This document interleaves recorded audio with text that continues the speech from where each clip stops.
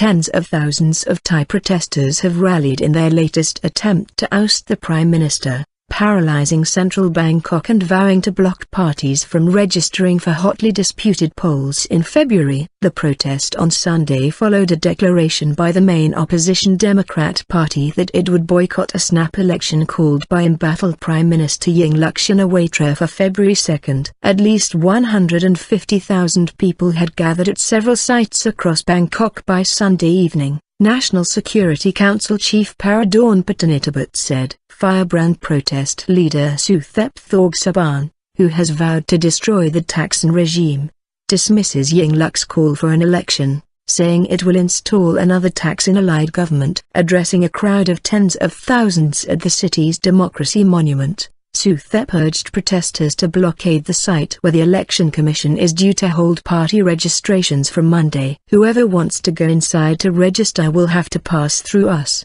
he said. If we do not hold the country by February 2, we will shut the country down. No one will go to vote, he added. We will take our country back from the hands of the Thaksin regime, Suthep said. Al Jazeera's Jonathan Gravener, reporting from Bangkok, said anti-government protesters have shown stamina and the ability to organize. At each location they have been able to set up an elaborate stage and bring in tens of thousands of people, he said.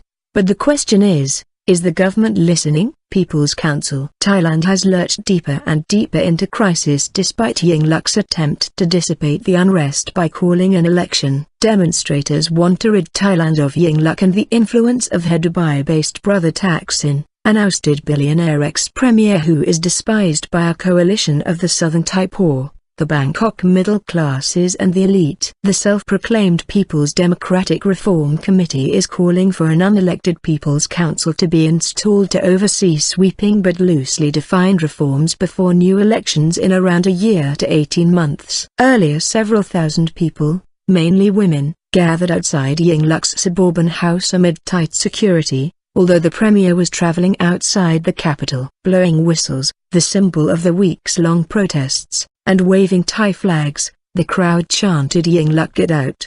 The premier, who was forced to dissolve parliament in early December after the Democrat Party resigned en masse from parliament, is in the northeast of the country, the heartland of her ruling party. Analysts said Suthep's bid is backed by powerful behind-the-scenes forces in a country which has seen 18 successful or attempted coups since 1932. His movement was bolstered Saturday by the Democrats' announcement of a poll boycott.